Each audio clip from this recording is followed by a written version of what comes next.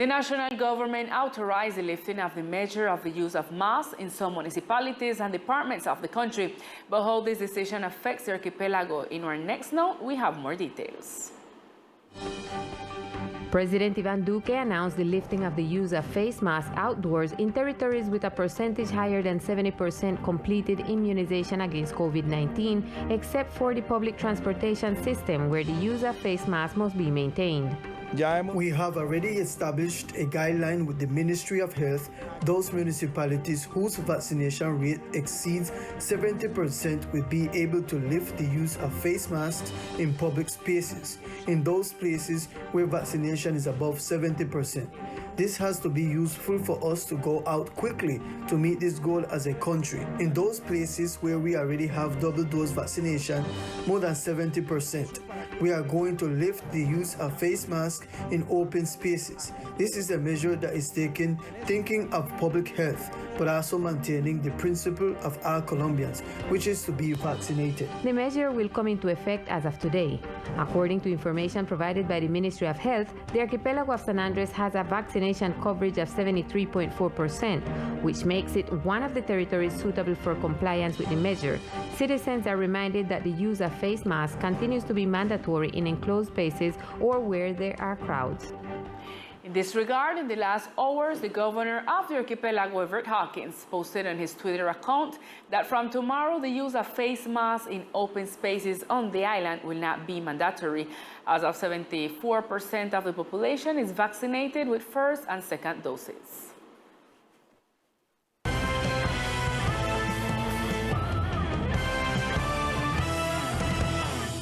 And in other news today, the presidential advisor for youth, Juan Sebastián Arango, was visiting our department.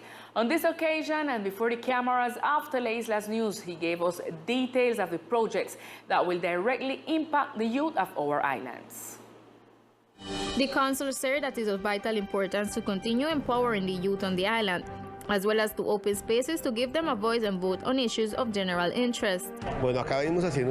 Here we have been doing very important work with the youth of the island through the national government in terms of youth. We have expanded our coverage in youth action. With ITSETEX, we have been doing an organized work to solve historical debt with this entity. Additionally, we have been working with the community, and finally we have the Sakudete strategy led by the First Lady, in which we will have a Sakudete Center both in Old Providence and in San Andres, and the Colombian Institute of Family Welfare will operate this center in the territory. Finally, the councillor said that they will continue to work hand in hand with the departmental government to have spaces for consultation with the youth of the island. And during his visit to the department, the presidential advisor for youth attended the inauguration of the 5 members of the Municipal Youth Council. This year, for the first time in our department, the elections of the members of the municipal youth councils were held. On this day, the 5 young electors were sworn in the governor and the presidential advisor for the youth. We are here in San Andres to reaffirm the president's desire that young people have a voice that is really seen and that has an impact on the public.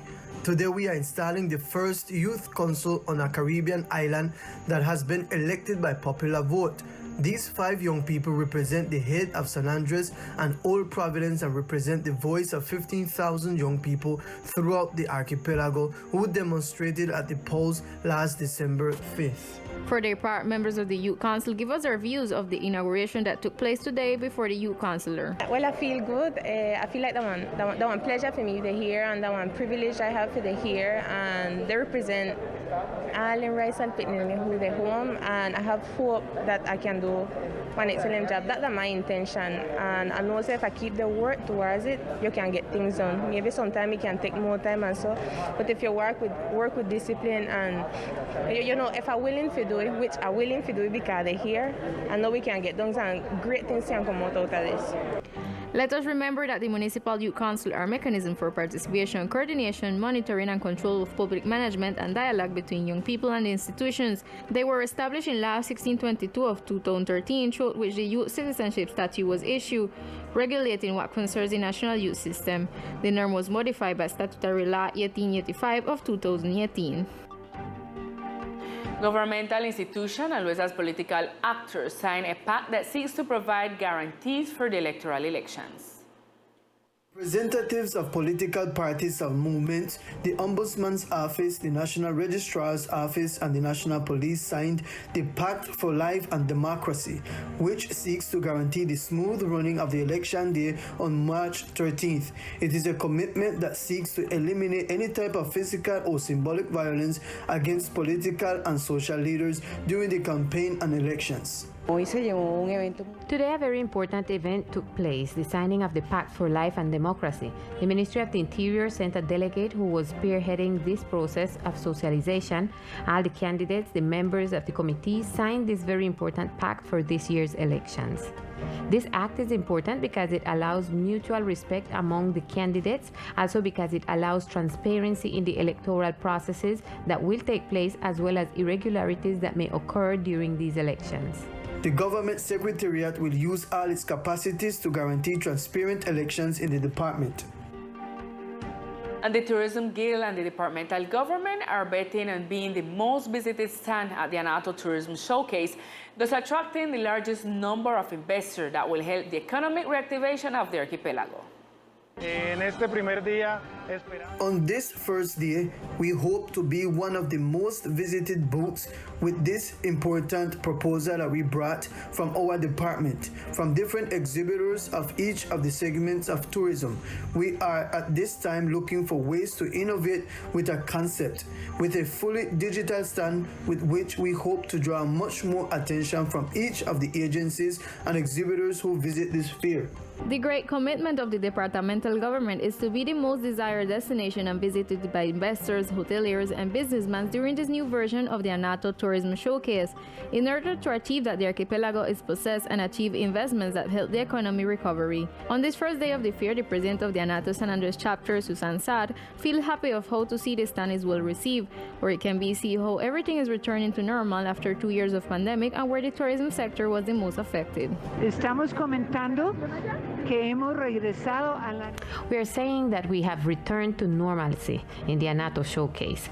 Last year was a showcase with a smaller venue, but with a lot of people. Here today, we have a lot of biosecurity in place, but the theme is that there are many visitors, all with masks and respecting the norms. But many people are very pleased to see the crowd that we have today.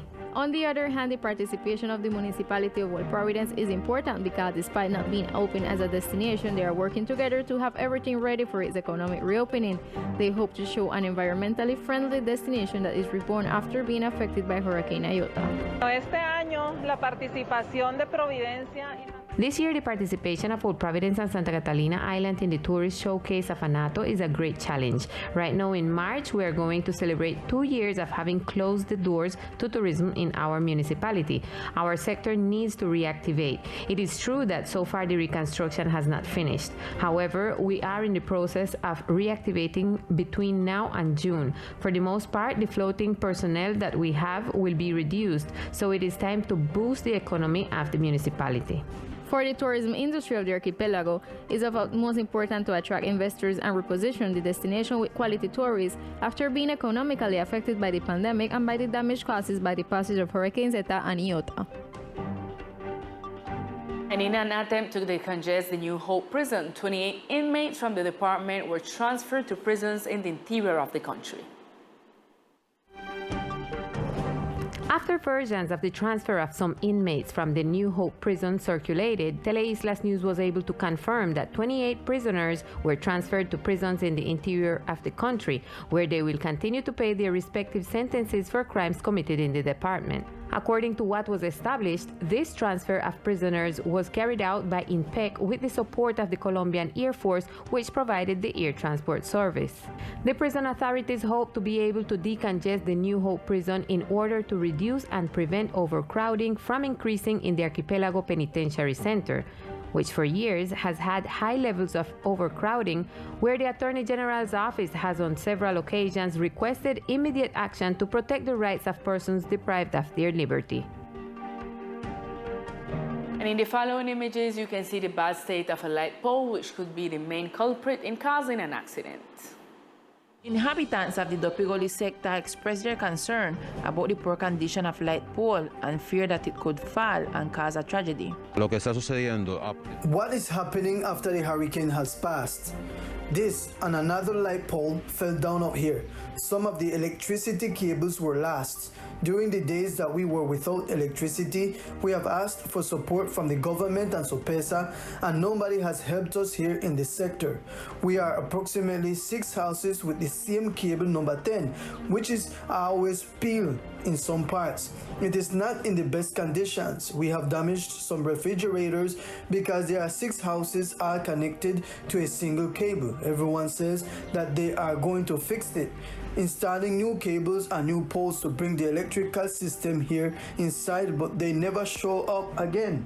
After complaints from the inhabitants of the sector, an attempt was made to obtain statements from the electrical company, but so far it has not been possible. Teleislas News will be attentive to the reason why this pole has not been removed from the sector. Residents hope to obtain a solution as soon as possible from the authorities in order to avoid a tragedy. At this time, we continue with Millicent O'Neill and the news of the municipality of Old Providence and Santa Catalina.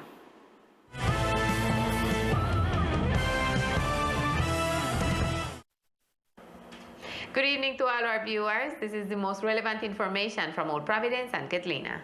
This morning, First Lady Maria Juliana Ruiz, accompanied by the Minister of Culture, the Mayor, and the Manager of the Reconstruction, made the official delivery of the cultural center called Ayudar Nos Hace Bien.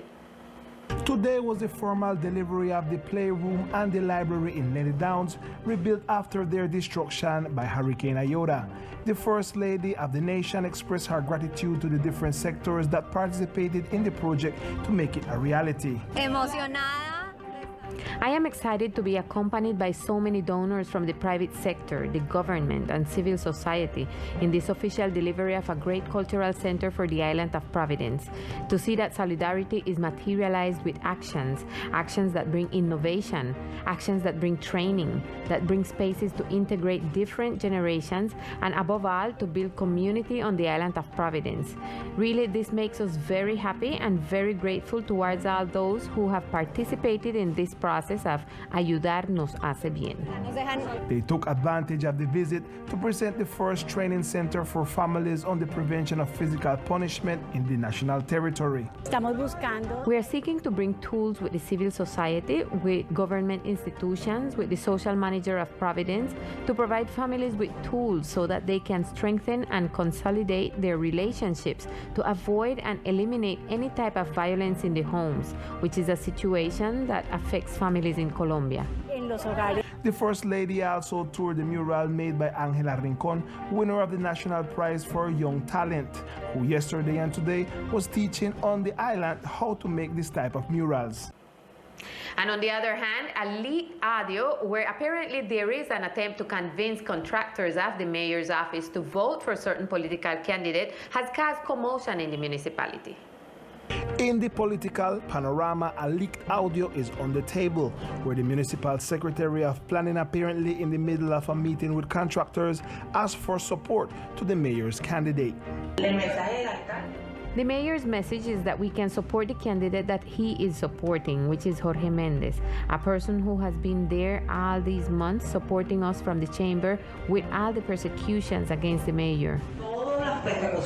The sensitive audio talks about persecution to the mayor by the controlled entities, the signing of contracts, and the support by contractors for the congressional candidate, Dr. Jorge Mendez. This journalistic team tried to contact the secretary to get her version of the situation, but she preferred not to give any statement.